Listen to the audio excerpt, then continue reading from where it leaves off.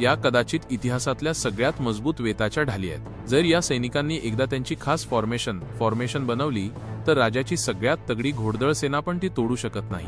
तेव्हा घोडदळाचा कप्तान राकेश एक मोकळी जागा बघून गुपचूप हल्ला करायचा विचार करतो, पण त्याला काय माहित की हा ढालवाल्या सैनिकांनी रचलेला एक सापळा होता। लढाई नीट सुरू व्हायच्या आधीच त्यांनी शत्रूला आपली ताकद दाखवून दिली। जेव्हा राकेश बघतो की ते त्यांचा बचाव भेदू शकत नाहीयेत, तेव्हा तो दुसरा मार्ग शोधतो। तो त्याच्या 2 माणसांना लोखंडी साखळी पकडून ढालवाल्यांच्या दिशेने पाठवतो, जेणेकरून त्यांची फॉर्मेशन तोडता येईल। पण ढाल सैन्याचा कमांडर अजय आधीच तयार होता। तो लगेच 2 सैनिकांना पाठवतो, जे आपल्या ढालींनी घोड्यांच्या पायांवर वार करतात। घोडस्वार लगेच आपल्या जबरदस्त बंदुका काढतात आणि ढालींवर गोळ्यांचा वर्षाव करतात। पण आश्चर्य म्हणजे त्या बंदुकांचा ढालींवर काहीच परिणाम झाला नाही। जसे घोडस्वार आपल्या बंदुका रिलोड करायला लागतात, अजय लगेच आपल्या सैनिकांना फॉर्मेशन बदलायचा आदेश देतो, ज्यामुळे ते हळूहळू घोडस्वारांच्या जवळ पोहोचू शकतील।